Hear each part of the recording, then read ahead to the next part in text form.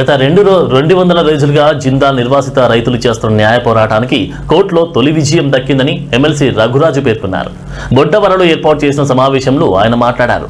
ఈ సందర్భంగా రైతుల పోరాటం, కోర్టు తీర్పు, జిందాల్ భూసేకరణపై కోర్టుకు వెళ్లిన 33 మంది రైతులకు అనుకూలంగా తీర్పు వచ్చిందని, వారు ప్రస్తుతం తమ భూముల్లో స్వేచ్ఛగా వ్యవసాయం చేసుకుంటున్నారని తెలిపారు.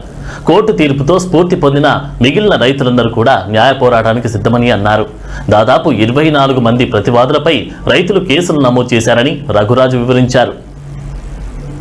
నోటీసు కూడా ఇవ్వకుండా ఆ రోజు ఏదైతే గ్రామ సభలు పెట్టినప్పుడు కానీ, పబ్లిక్ హీరింగ్ జరిగినప్పుడు కానీ మాకు ఎటువంటి సమాచారం లేదని చెప్పి ఫారెస్ట్ డిపార్ట్మెంట్ వాళ్ళు అయితే మాకైతే ఇవ్వడం జరిగింది. ఎందుకంటే నేనే స్వయంగా ఫారెస్ట్ డిపార్ట్మెంట్ వాళ్ళకి ఆర్టీఏలో అడగడం జరిగింది. వాళ్ళకు రిపోర్ట్ ఇచ్చారు. ఎందుకంటే ఏ చిన్న కంపెనీ పెట్టినా, చిన్న ఇండస్ట్రీ పెట్టినా, లేకపోతే ఒక చిన్న సామీలు పెట్టినా, ఏది పెట్టినా కానీ ఫారెస్ట్ పక్కన ఉంటే వాళ్ళ పర్మిషన్ కూడా తీసుకోవాలి. అలాగే పొల్యూషన్ కంట్రోల్ బోర్డు వాళ్ళ పర్మిషన్లు ఉన్నాయంటే అవి కూడా పూర్తి స్థాయిగా లేవు. మరి ఎంఎస్ఎంఈ పార్క్ అంటున్నారు. ఎంఎస్ఎంఈ పార్క్ అంటే మరి సెంట్రల్ గవర్నమెంట్ పర్మిషన్ ఉండాలి. మరి అవి కూడా ఉన్నాయో లేదో మరి మాకైతే తెలియక వాళ్ళని కూడా మరి పర్మిషన్స్ ఇచ్చారా లేదా అని వారిని కూడా అడగడం జరిగింది.